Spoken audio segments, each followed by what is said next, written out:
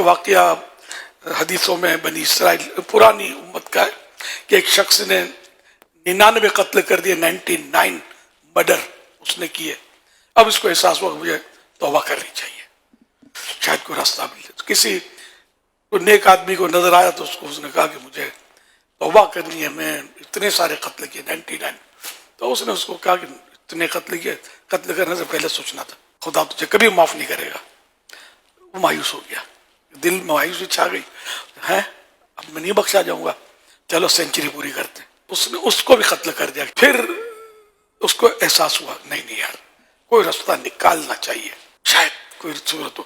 پھر وہ تلاش میں رہا تو ایک اللہ کا نیک بندہ اس کو ملا، اس سے اس نے بات کی. اس نے کہا کہ کیوں نہیں، اللہ کی رحمت کے خزانے ختم تھوڑی ہوتے، بالکل کوئی صورت تیری نکل سکتی ہے، مگر یہ کہ ایسا لگتا ہے کہ اس طرف جو ہے نا اللہ کے نیک بندے رہتے ہیں، تو ادھر چلے جاؤ، شاید وہ تم کو راستہ بتا دیں گے. تو یہ اس طرف چلا راستے میں.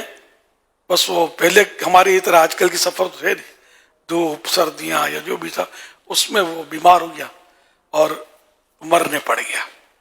چاروں طرف جنگل بیابان کچھ بھی نہیں. اب وہ لیٹ گیا، لیٹ کر مرنے سے پہلے اس نے اپنا رخ، اپنا سینہ ان نیک بندوں کی آبادی کی طرف کر دیا. چلا اور کیا کر سکتے، میں پہنچ تو نہیں سکا، یوں کیا اور اس کی روح قبض ہوئی. رحمت کے فرشتے اور عذاب کے فرشتے دونوں اترے. عذاب والے کہتے ہیں کہ 100 قتل کیے ہیں، ان کو لے جائیں گے. اور رحمت کے فرشتے فرمانے لگے کہ یہ توبہ کے لیے چلا تھا اور نیک بندوں کی طرف یہ گیا تھا. اللہ پاک نے دونوں میں فیصلے کی صورت ارشاد فرمائی. اللہ پاک بے نیاز ہے.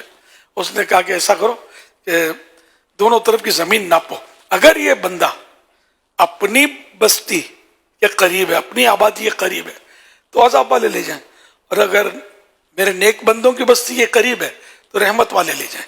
یہ اپنی بستی کے قریب تھا، اس بستی سے دور تھا. اللہ پاک نے اپنے نیک بندوں والی بستی کو حکم دیا کہ تو سمٹ جا، اس زمین کو کہا تو سمٹ جا، اور اس کو کہا تو پھیل جا. تو اس طرح اب پیمائش ہوئی تو وہ بندہ اللہ پاک کے نیک بندوں کی بستی کے قریب پایا گیا اور رحمت والے فرشتے اس کو لے گئے. رحمت حق بہا نمی جویت، رحمت حق بہا نمی جویت. اللہ کی رحمت قیمت نہیں مانگتی، کوسٹ پرائس نہیں مانگتی. اللہ کی رحمت بہانے ڈھونڈتی ہے. رب بے نیاز ہے، بے پرواہ ہے، اس کو ہماری عبادتوں کی کوئی پرواہ نہیں ہے، ہمارے گناہوں سے اس کا کوئی نقصان بھی نہیں ہے. اب اس کا حکم ہے کہ عبادت کرو، لبیک اللہم لبیک، اے میرے مولا، اے میرے اللہ، حاضر ہے، عبادت کرنی ہے. اس نے فرمایا گناہ مت کرو، یا اللہ نہیں کریں گے، تو نے حکم دے دیا گناہ نہیں کرنا ہے.